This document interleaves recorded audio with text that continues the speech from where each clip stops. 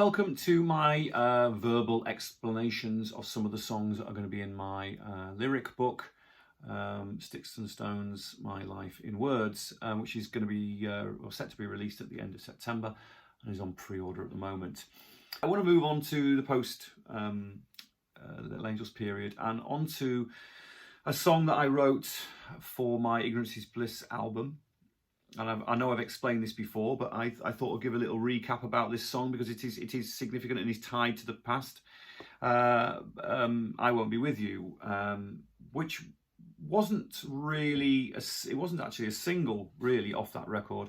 And that record was a kind of, I think I've explained before, it was a disaster really in lots of ways. Not creatively, I had a fantastic time making that record, and it was a significant moment in my life in terms of stepping forward as a writer and understanding myself, because a massive part of being a creative person, like I've said many times, is that you learn to react to your surroundings, you learn to react to your experiences, you learn to react to the things that are affecting you on a daily basis. And if you're able to open up your mind to channeling those ideas and those things, those experiences into your ideas rather, that to me is the benchmark, if you like, of being a creative person.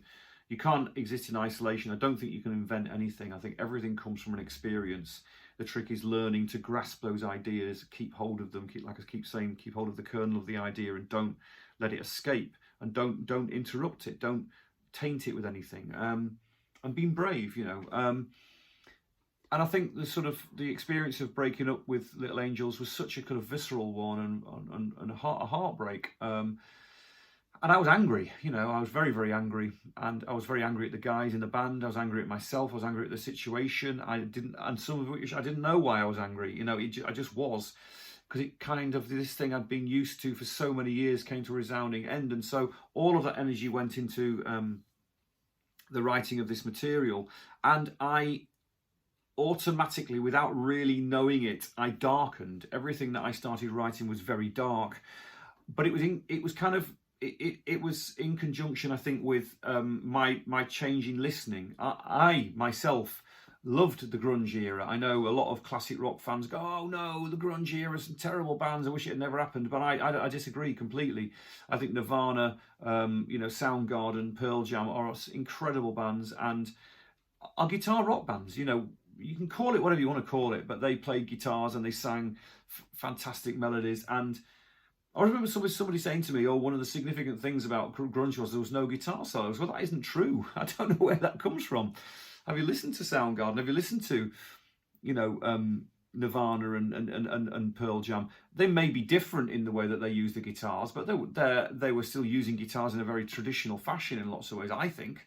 It certainly felt like that to me anyway. But they were all great songwriters, and I felt a kind of kinship with this, the melancholy of a writer like Chris Cornell, you know, or Kurt Cobain. I think those guys, if they did anything, they began to uncover and pull back the curtain on the human psyche at the time. I mean, the end of the sort of 80s and the beginning of the 90s were a period, a flush of wealth and a flush of anxiety that followed that. You know, credit was available for everybody when it hadn't been before.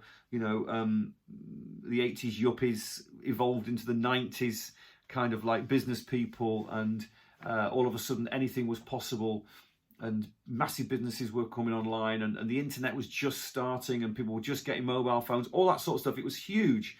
And I remember that becoming a sort of topic of conversation, this "I want it now," you know, this sort of greed aspect of things. And of course we had Wall Street, you know, movies were echoing this, and the huge bloated versions of movies that were coming out of Hollywood, you know, Last Action Hero, all these sorts of things. They were all happening all at the same time. T2, you know, massive canvases, you know, everything was opulent, everything was huge. But of course real life wasn't like that. And I think, you know, Kurt Cobain and those guys were reflecting that. And I felt that the last time the British music scene had reflected anything like that was Elvis Costello, and was the Sex Pistols, and was the punk movement, and then that then bled into the new wave movement. And I didn't think anything like that had been happening for quite some time. It didn't happen until the Manchester scene, really, in lots of ways, and the Brit pop thing, you know.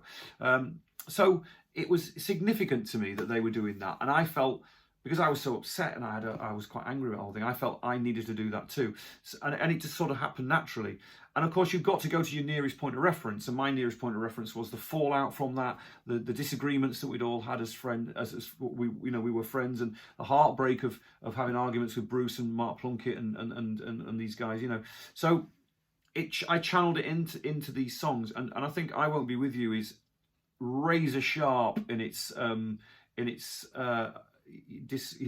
the disagreement of why, and in the admonishment of the situation, if you like. I can't even say it, can I? So there's a sort of sense of real anger in it, and when I read it these days, I almost like wince, because it's so close to the bone. You know, I essentially wrote it about the entire band.